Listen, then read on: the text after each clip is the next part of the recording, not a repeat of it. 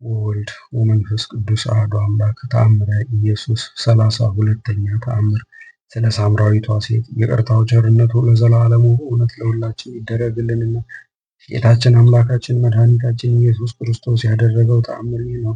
ጌታ ኢየሱስም የአብርሃምና የይስሐቅን የያዕቆብን መቃብር ለመጎብኘት በሰማርያ ሲያልፍ አንዲት ሴት በምንጭ አጠገብ ቆማ ውሃ ስትቀዳ አየ። በዚያን ጊዜ ጌታ ወደ እሷ ሄደና ከምትቀጂው ውሃ አጠጪኝ አላት። ሴትዮዋ ግን አንተ አይሁዳዊ ነህ፣ እኔም ሳምራዊት ስሆን እንዴት ላጠጣህ እችላለሁ? አይሁዳውያን ከሳምራውያን ጋር በበዓልም በቋንቋም ግንኙነት የላቸውምና አለችው። ጌታ ኢየሱስም እኔ ማን እንደሆንኩ ብታውቂስ ኖሮ የሕይወት ውሃ እሰጥሽ ዘንድ በለመንሽኝ ነበር አላት።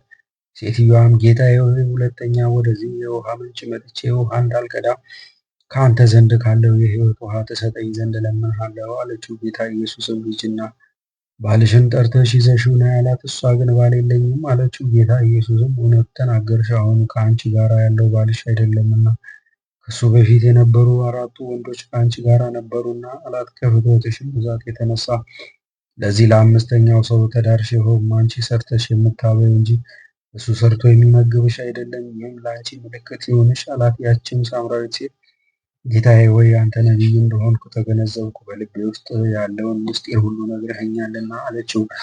ጌታ ኢየሱስም ከዚህ ሰው በፊት ስለነበሩትም 4ቱ ሰዎች ሆነ አሁን ከአንቺ ጋር ስላለው ነገር ሁሉ በእውነት አውቃለሁ። የመጀመሪያው ሰው ስንቴ፣ ሁለተኛው ዮካን፣ ሶስተኛው ሌዊ፣ 4ተኛው ሄሉት፣ 5ተኛው ራፍሳይ ይባላል አላት። ያችን ሳምራዊት ሴት ጌታ ሆይ፣ ስለ እነዚህ ባሎቼ ታስረዳኝ ዘንድ እለምናለሁ፣ በወዴት ታውቃቸዋለህ? አለችው። ጌታ ኢየሱስም አንቺ ሴት አባትሽ ስላ እናትሽ ለሕያ ሳይወልድሽ በፊት አውቅሻለሁ አላት። ያችም ሴት አንተ ስለተናገርኸው ስውር ነገር ምንም የማውቀው ነገር የለኝም። እኛ ገና ይህን አንተ እንደተናገርከው የተሰወረውን ገልጾ የሚናገር ተስፋ የምናደርገው ጌታ ኢየሱስ ክርስቶስ እንደሚመጣ ተስፋ አለንና ዳግመኛም እሱ ወደዚህ ዓለም በመጣ ጊዜ ስውሩን ሁሉ የሚያውቅ እሱን ለሚከተሉትም ያስተምራቸዋል ብለን ተስፋ እናደርገዋለን አለችው።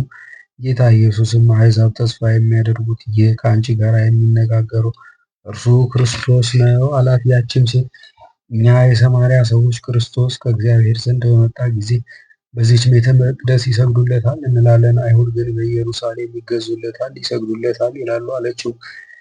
ጌታ ኢየሱስም አንቺ ሴት በዚህ ተራራ ወይም በምድራዊት ኢየሩሳሌም ለእግዚአብሔር የማይሰግዱበት ዘመን ትመጣለች ብዬ በእውነት እነግርሻለሁ፣ እግዚአብሔር መንፈስ ነውና አላት። ይህችም ብርፍሴንያ የምትባል ሳምራዊት ሴት የጌታ ኢየሱስን ነገር በሰማች ጊዜ ወደ ሀገር ገብታ ለሰዎቹ ሁሉ በሆዴ ውስጥ ያለውን ምስጢር ሁሉ የሚናገር ሰው አሳያችሁ ዘንድ እኔ ከሰው ደብቄ የያዝኩትን ምስጢር ነግሮኛልና አለቻቸው።